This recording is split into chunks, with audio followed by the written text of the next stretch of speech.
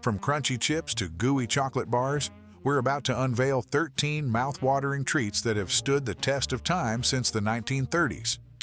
Number 1. Fritos corn chips. Picture this. It's 1932 in San Antonio, Texas. The Great Depression's got everyone tightening their belts, but one guy's about to loosen them up with a crispy invention. Meet Elmer Doolin, a savvy entrepreneur with $100 and a dream. He stumbles upon a corn chip recipe and thinks, this could be big. So what does Doolin do? He buys that recipe faster than you can say crunch. At first, it's just him and his family cranking out Fritos by hand. We're talking 5 measly bags an hour, folks. But Doolin's onto something special. These corn chips start flying off shelves faster than hotcakes. Before you know it, Fritos are the talk of the town. From that tiny confectionery shop, Doolin's crispy creation grows into a snack empire. Who knew a little corn chip could weather the economic storm so well? Number 2. Ritz crackers. While Fritos were making waves, another crispy contender was about to shake up the snack world. The year was 1934, and America was still deep in the Great Depression, but Nabisco had a wild idea. Launch a fancy cracker when folks could barely afford bread? Sounds crazy, right? Well, get this.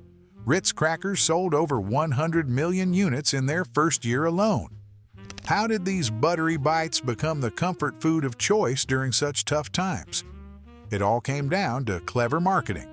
Nabisco gave these crackers a name that oozed luxury, making people feel like they were treating themselves without breaking the bank.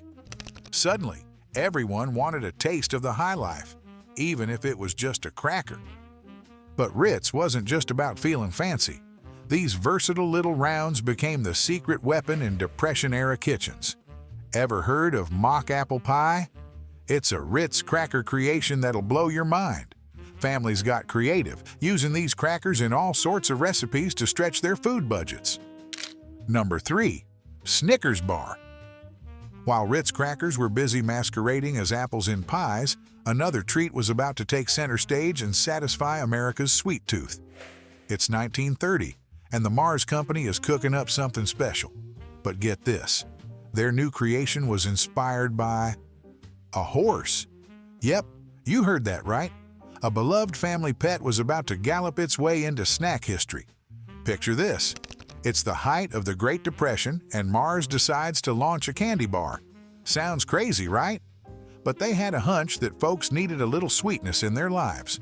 So they whipped up a combo of nougat, peanuts, and caramel that could double as a meal. They called it Snickers, after the Mars family's favorite horse. Talk about a sugar rush. Now, you might think a fancy candy bar would be a tough sell during hard times. But here's the kicker. Snickers became a Depression-era superhero. Why? Because it was filling, packed with energy, and felt like a real treat. People could work all day on just one bar. It was like holding a little piece of luxury in your hand, even when times were tough. Number 4. Musketeers bar. Just when you thought Mars had hit the jackpot with Snickers, they decided to up the ante. In 1932, while folks were still reeling from the Great Depression, Mars introduced a candy bar that was like 3 treats in one. Yep, we're talking about the original Three Musketeers bar. But here's the kicker. It wasn't the all-chocolate bar we know and love today. Nope, this bad boy packed a triple punch of flavors: chocolate, vanilla, and strawberry nougat.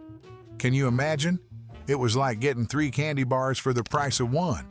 The name Three Musketeers wasn't just a random pick either. It was a nod to those 3 delicious flavors all wrapped up in one package. Talk about getting creative during tough times. Number 5. Lay's potato chips. While Snickers and Three Musketeers were satisfying America's sweet tooth, a crunchy revolution was taking root in Nashville. The year was 1932, and a traveling salesman named Herman Lay had a hunch that potato chips could be more than just a side dish. Picture this. Lay, driving around town with his car trunk full of crispy, salty goodness.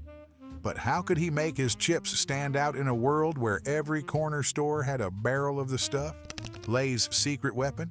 An obsession with quality that bordered on fanatical. He insisted on using only the best potatoes and the freshest oil. Soon, word spread about these exceptionally tasty chips. Folks at fairs and markets couldn't get enough of them. It was like they'd never really tasted a potato chip before. Number 6. Tootsie Pops. As Lay's potato chips were crunching their way into America's heart, a lollipop revolution was quietly taking shape. Ever wondered what happens when you mix a chewy center with a hard candy shell? In 1931, Luke Weisgram, a candy maker at the Tootsie Roll Company, had a sweet idea that would change the game forever. Weisgram's creation, the Tootsie Pop, quickly became the talk of the town. It was like two treats in one, a hard candy exterior with a gooey Tootsie Roll surprise inside. During the tough times of the Great Depression, this little lollipop became a favorite treat that didn't break the bank. Kids and adults alike couldn't resist the temptation to reach the chocolatey center. Number 7. Kit Kat Bar. While Tootsie Pops were puzzling America with their lick counting challenge, another sweet treat was about to take a break. Remember the iconic "Have a break, have a Kit Kat" slogan? Well, back in 1935, that break wasn't even a twinkle in Rowntree's eye. The British Confectionery Company was cooking up something special in York, England, but they had no idea they were about to create a global phenomenon. Rowntree's wanted to shake things up. They were tired of the same old solid chocolate bars. But how do you make a chocolate bar stand out in a world full of, well, chocolate bars? The answer came from an unexpected place, a London literary club called the Kit Kat Club. Yep, that's where the name came from. But here's the kicker. The four-finger design we all know and love? That wasn't part of the original plan. Number 8. Spam. While Kit Kat was finding its footing, another iconic food hit the shelves in 1937. Spam. Yes, that canned meat sensation that would go on to feed armies and spark countless jokes. But here's the kicker. Spam sold over 15 million cans in its very first year. Can you believe it? Hormel Foods had a problem on their hands. What to do with all that unused pork shoulder meat? Their solution? Mix it up with some sugar, salt, and a dash of ingenuity. The result was Spam, a name that's believed to be a mashup of spiced and ham. Catchy, right? During the tough times of the Great Depression, Spam became a go-to for families looking for an affordable protein fix. It was like striking gold in a can. But Spam's real moment to shine came during World War II. Suddenly, this little canned wonder was feeding soldiers all over the world. Its long shelf life and no need for refrigeration made it a military marvel. Number 9. Heath Bar. Remember how we just talked about Spam becoming a cultural icon? Well, hold on to your forks, folks, because there's another sweet sensation that was about to take America by storm. Back in 1914, a guy named L.S. Heath bought a candy store in Robinson, Illinois. Little did he know, he was about to cook up something truly special. By 1928, Heath and his sons were on the hunt for their signature product. They experimented with different recipes, but nothing quite hit the spot. Then, eureka! They stumbled upon the perfect toffee recipe. It was crunchy, buttery, and oh so delicious. During the Great Depression, when most people couldn't afford fancy treats, the Heath Bar became a little piece of affordable luxury. Number 10. Avenue Bar. While Heath Bars were becoming everyone's favorite mix-in, another sweet sensation was about to take America by storm.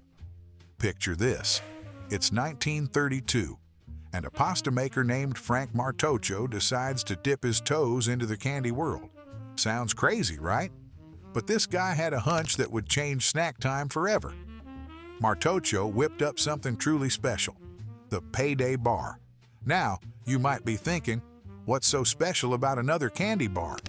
Well, hold on to your sweet tooth because this wasn't just any old treat. Martoccio combined peanuts and caramel in a way that was totally new. But here's the kicker. This bar wasn't just for satisfying your sugar cravings. Nope, it became a meal replacement during those tough Depression years. Number 11. Kool-Aid. Ever heard of a drink that could paint your tongue in Technicolor? Back in 1927, Edwin Perkins was tinkering with a liquid concentrate called Fruit Smack. But he had a problem. Shipping all that liquid was a real pain. So what did he do? He dried it out. Just like that, Kool-Aid was born. During the Great Depression, this little packet of flavor became a huge hit. Why? Because for just a nickel, families could make 2 whole quarts of fruity goodness. It was like a tiny burst of joy in tough times. Kids loved the sweet taste and wild colors, while parents appreciated the affordable treat. But Kool-Aid's story doesn't end there. Remember the Kool-Aid Man? That giant pitcher crashing through walls? He became a pop culture icon. Oh yeah, suddenly, this simple drink mix was more than just a thirst quencher. It was a childhood staple that stuck around for generations. Number 12. Skippy Peanut Butter. Remember how Kool-Aid became a childhood icon? Well, while kids were sipping on that fruity goodness, grown-ups were about to get their own taste of innovation. In 1932, Joseph Rosefield was busy solving a sticky situation that had been driving sandwich lovers nuts for years. Peanut butter was a mess, with oil separating and making a gloopy disaster. But Rosefield had a light bulb moment that would change snack time forever. His secret? A process that kept peanut butter smooth and creamy, no stirring required. It was like magic in a jar. But here's the kicker. He didn't call it magic butter or no-stir spread. Nope, he went with Skippy. Why? Well, it wasn't because the peanuts were skipping in the jar. During the tough times of the Great Depression, Skippy became more than just a sandwich spread. It was cheap, filling, and packed with protein. Suddenly, peanut butter wasn't just tasty, it was a lifesaver. Food lines across America were handing out peanut butter sandwiches left and right. It was comfort food when comfort was hard to come by. Number 13. Toll House Chocolate Chip Cookies. Remember how we just talked about Skippy spreading joy one jar at a time? Well, hold on to your spatulas, folks, because we're about to dive into a sweet accident that changed the cookie game forever. It's 1938, and Ruth Wakefield is baking up a storm at her Toll House Inn in Massachusetts. She's whipping up her famous butter drop cookies when, oh no, she realizes she's out of baker's chocolate. What's a resourceful baker to do? Ruth, thinking on her feet, grabs some broken pieces of Nestlé's semi-sweet chocolate. She figures they'll melt and mix into the dough just like her usual recipe. But here's where things get interesting. The chocolate doesn't melt completely. Instead, it creates these gooey, chocolatey pockets in the cookies. And just like that, the chocolate chip cookie is born. These cookies become an instant hit with her guests.